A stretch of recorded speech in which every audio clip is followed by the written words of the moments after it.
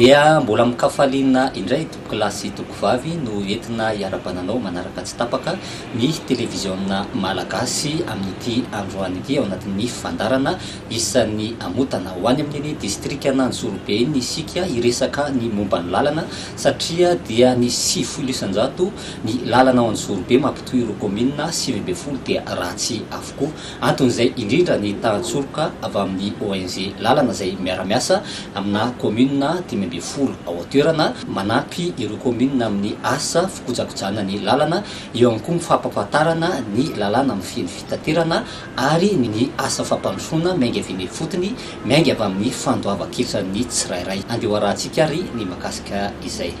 Le district d'Antsorobe est situé dans la région Analamanga. Il se localise à 90 km au nord-est de la capitale, Antananarivo.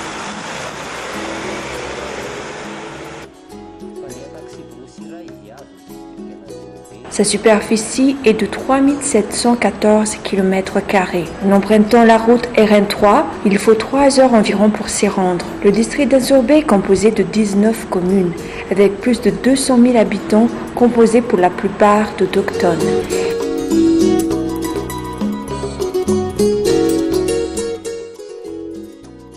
Les paysans s'activent dans le secteur agricole et l'élevage. Ces activités traditionnelles et conservatrices sont inséparables aux gens de la campagne. Elles font partie de leur vie quotidienne. C'est la zone qui produit le plus de riz dans la région Analamanga.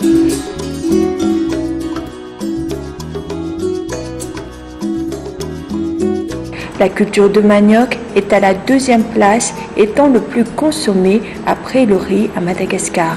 Plusieurs tonnes de production viennent de cette région pour ravitailler la capitale.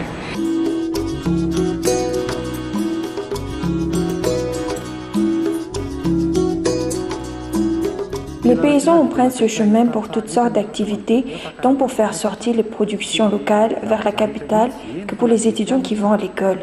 Durant toutes les périodes pluviales, comme vous le voyez, nous souffrons du mauvais état des routes.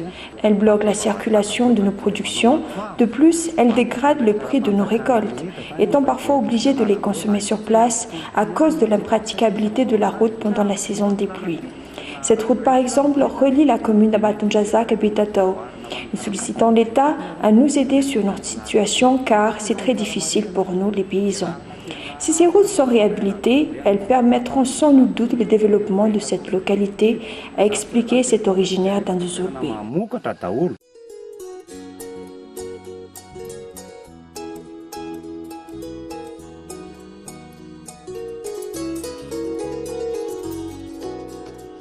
La population souffre de l'état piteux des routes, étant donné que 20 km seulement sont goudronnés et le reste des routes secondaires en très mauvais état. C'est aussi la cause de certains enclavements. Des ponts sont endommagés, la population ne peut se déplacer en raison de l'absence de moyens de transport.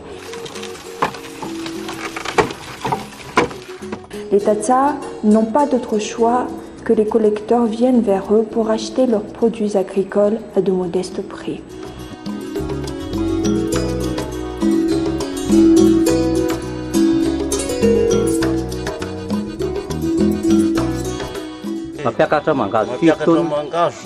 Chaque année, nous produisons 3 à 9 tonnes de manioc, parfois mieux, et ce dépendamment du prix, a expliqué ce paysan.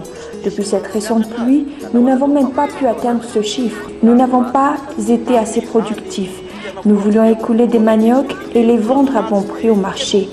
Dans ces circonstances, les maniocs sont rares et nous voulions vendre à 150 ariars le kilo. Mais cela n'était pas bénéfique pour nous puisque nous les transportons aussi en charrette qu'il faut payer aussi. Mais voilà, nous n'avons vendu qu'à perte, a-t-il poursuivi.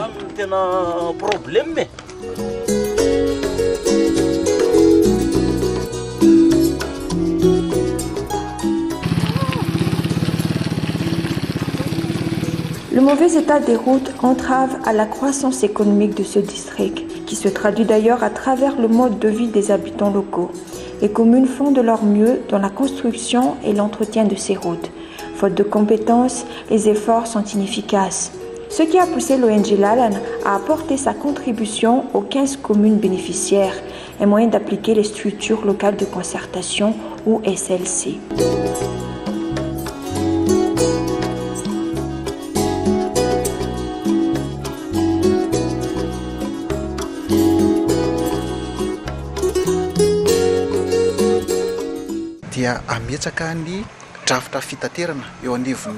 Voici les explications du président de l'ONG Lalana, Jesse Ranjenarsou.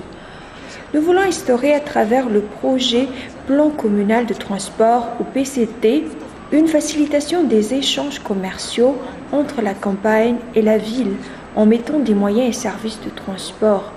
Tout ce que vous voyez en fait partie. Ce plan communal de transport est initié par l'ONG Lalan et l'ONG Green, dont les fonds ont été subventionnés par l'Union européenne.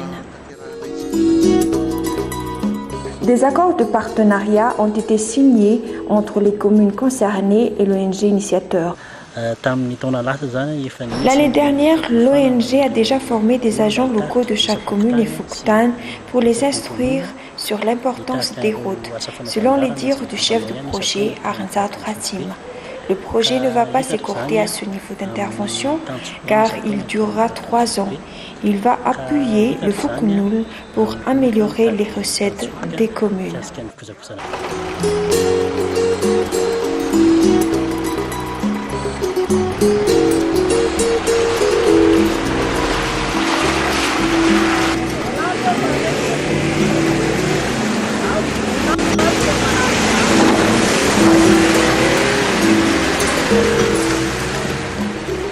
Selon la loi 2014-018 dans son article 15, l'on a inséré le RIF, ou les structures locales de concertation qui visent à discuter des problèmes de base qui font obstacle au développement des localités.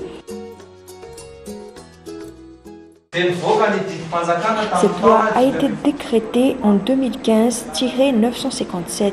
C'est par cette approbation que les structures locales de concertation ont été implantées à travers le pays. Avant, il n'y avait que 2 structures, le maire et l'adjoint. Ce sont eux qui exécutent les travaux au niveau des municipalités.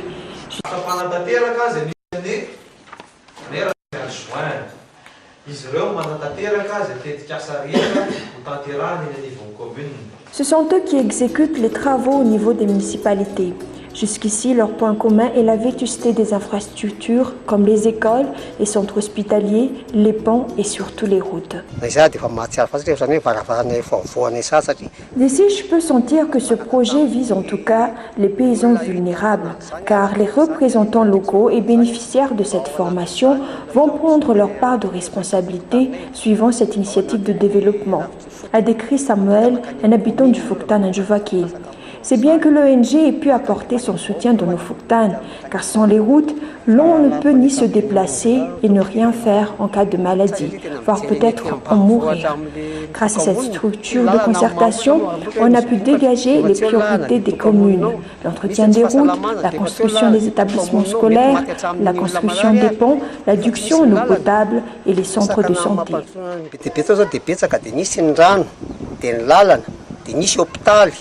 Cette structure locale de concertation participe fermement au développement de la localité.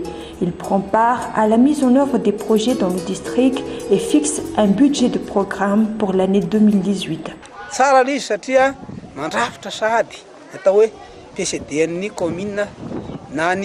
Je trouve que c'est une bonne chose pour les communes parce qu'elles établissent à l'avance leur programme communal de développement ou PCD et mieux choisir les priorités à réaliser dans chaque Fuktan et commune, selon le maire d'Anjuvakil.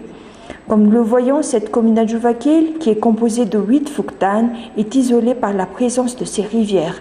Nous avons un marché commun à Tanitbe, alors que c'est une zone productrice. Mais elle n'est pas du tout accessible aux moyens de transport. Et c'est essentiel que ces structures soient implantées chez nous.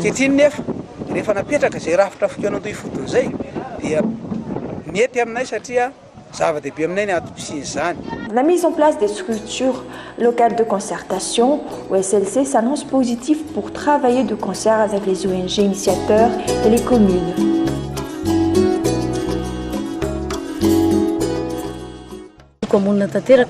Nous sommes isolés faute de ce manque d'infrastructures et malgré cet enclavement, nous produisons bien assez heureusement. Nos moyens matériaux sont délabrés. Une des raisons qui diminue des fonctionnaires affectés à s'y installer, a martelé cet octone de Berounoun.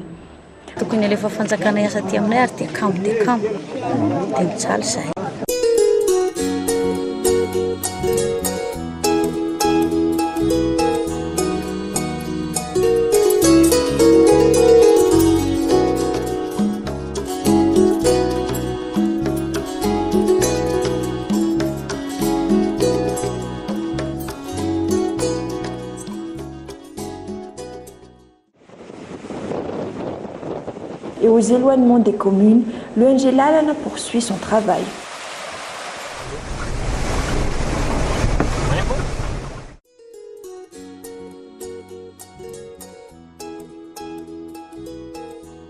Les autochtones locaux mettent en pratique leur savoir-faire après les formations. Pour la commune d'Ambossaravarach, ils ont bénéficié des dons de matériel pour procéder à la gestion routière dans le cadre du plan communal de transport. Cet appui technique par l'ONG est important pour les communes.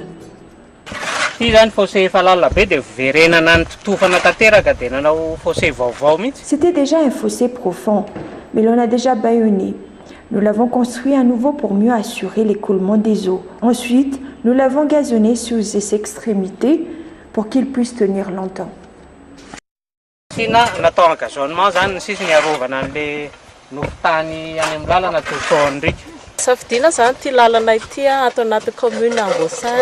Selon Raarvloul Oulnirin, ingénieur TP de l'ONG, cette route a été choisie car elle relie les Fouktans d'Ambossar et Amboite B. Nombreux utilisent ce chemin malgré son état. On a appris au Fouknoul comment préserver les routes face aux intempéries, comment faire des profilages et rouvrir un nouveau fossé, et principalement la technique de pointe-à-temps. On pense que cela va beaucoup aider le Fouknoul sur cette partie technique.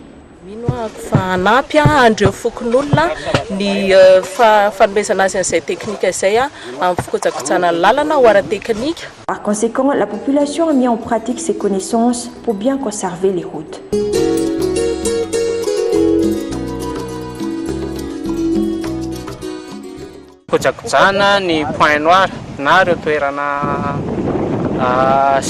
Nous avons montré le côté technique pour l'entretien des routes. C'est nécessaire pour éviter la répétition sur les mêmes routes chaque année, a expliqué le technicien aux travaux publics du projet, Ndjemaoul Razaf Manatou.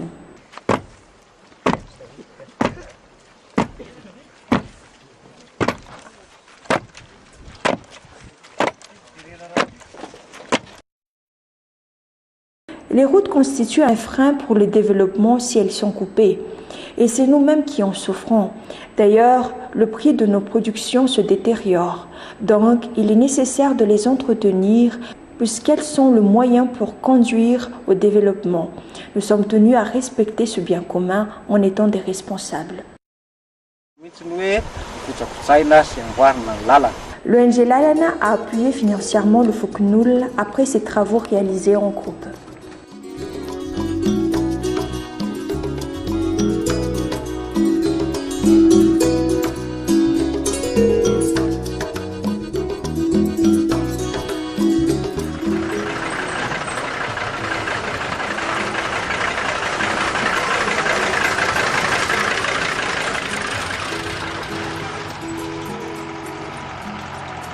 Six communes d'Andzobé sont accessibles au transport. Mangamil, Andzobé, Tanitbe Anativul, Betatao, Anjanumis et Ambatmanouan.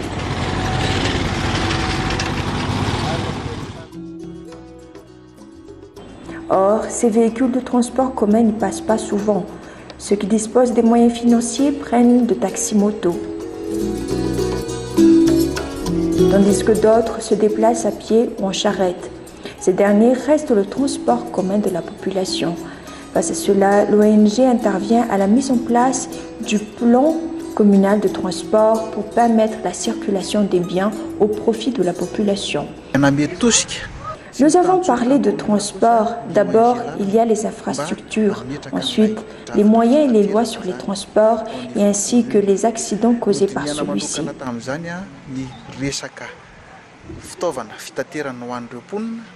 Na ny moyen de transport ary koa ny raharaha fitaterana na ny service de transport ary koa ny resaka arolozana ny fifamoivoizana. Pendant cette séance de partage et dialogue avec l'organisation initiateur, chacun a compris que ces voies routières font partie des moyens pour franchir le développement tant humain qu'à long terme.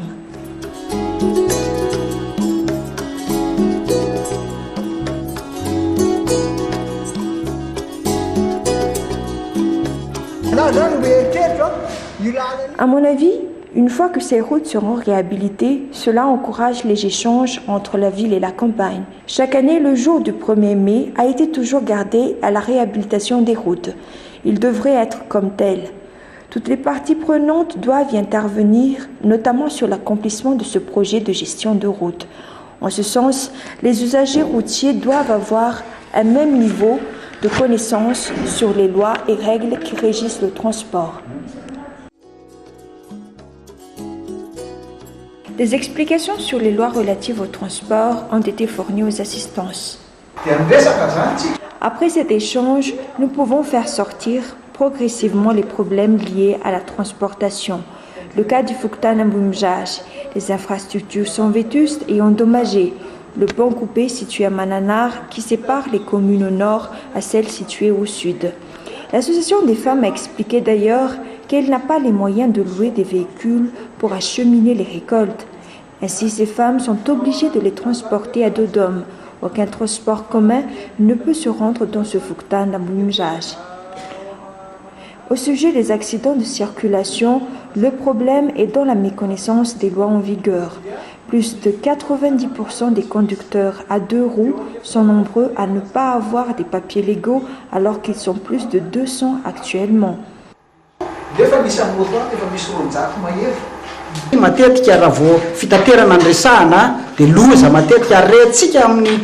On entend souvent à la télé ou à la radio toutes sortes d'accidents de circulation perpétrés par ces conducteurs. Cette initiative en est la cause. Face à cette situation, les communes vont leur sensibiliser sur les règles de conduite dans lesquelles ils seront informés des risques. Face à cette situation, les communes vont leur sensibiliser sur les règles de conduite dans lesquelles ils seront informés des risques. En cas d'accident dans les campagnes, chacun doit prendre des dispositions, que ce soit les conducteurs de camions ou les conducteurs à 2 roues, a martelé le maire d'Ambumjari. Après cette concertation entre l'organisation et les communes, la population est dans de réelles difficultés, comme elle ne peut rien faire pour le développement économique d'Anzulbe.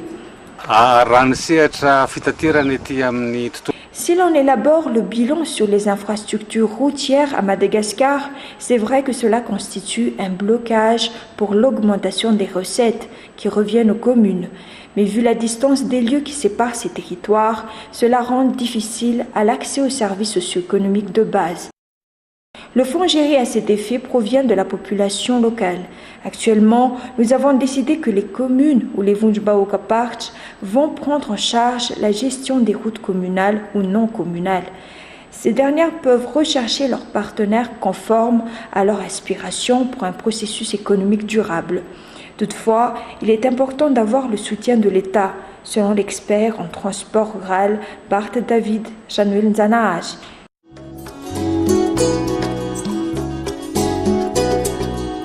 Tout de suite, les techniciens de l'ONG Lalan ont approfondi le volet technique pour faire le plan de transport qui durera 5 ans.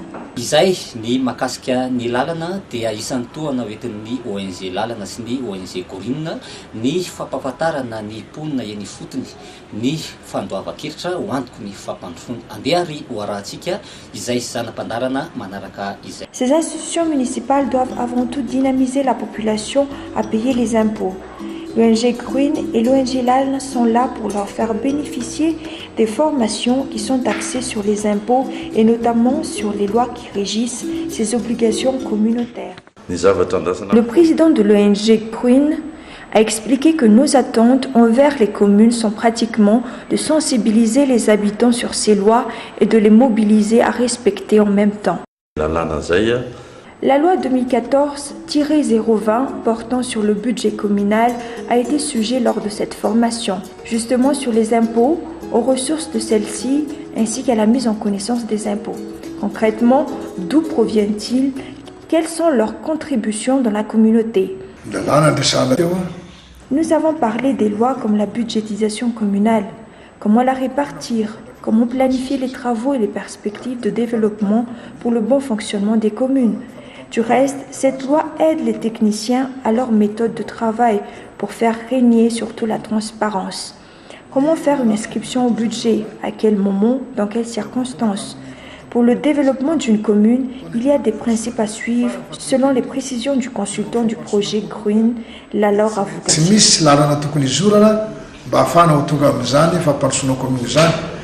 Le développement de ces entités décentralisées dépend de l'implication des habitants à payer les impôts et taxes. L'ONG Green et l'ONG LAL, dans ce projet, s'engagent à former les employés au niveau des lois régissant le paiement des impôts.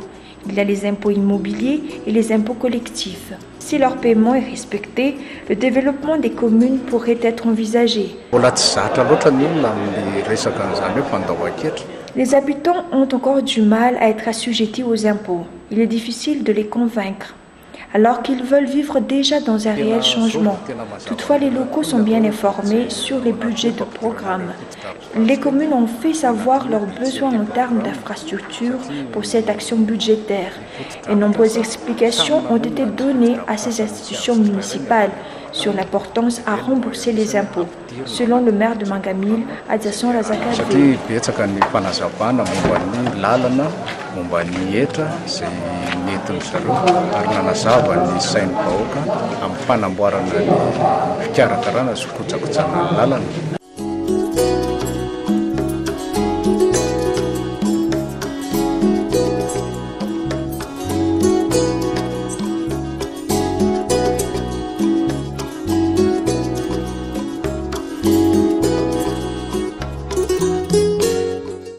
L'ONG LAL a œuvré dans le développement, surtout dans la zone rurale.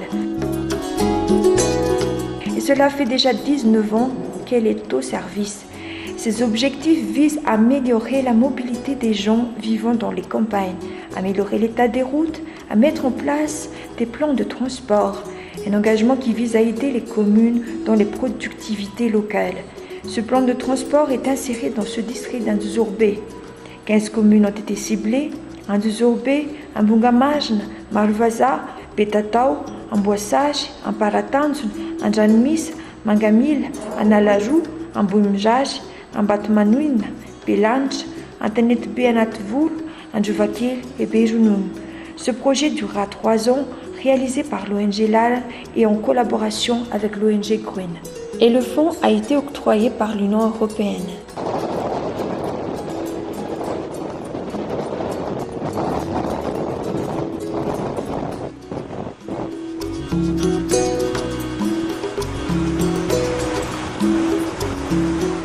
Izay indray tompoky lahy sy tompoky vavy no masaka azona tolotra ho anao tamin'ity fandarana isan'ny amotana ity amin'ny manaraka dia hoentinay amin'ny toerana hafa indray ianao veloma tompoko.